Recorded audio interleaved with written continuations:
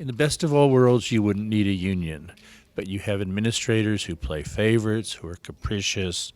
UHPA helps write the contract and enforce it, so there are rules to the game.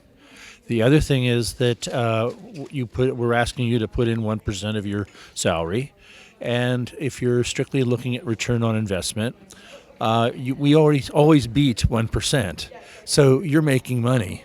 And the final thing is, it's sort of like accident insurance.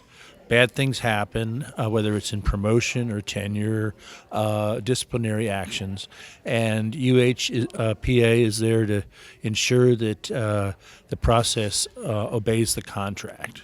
And we have some very good lawyers, and I've watched them in action, and it's impressive.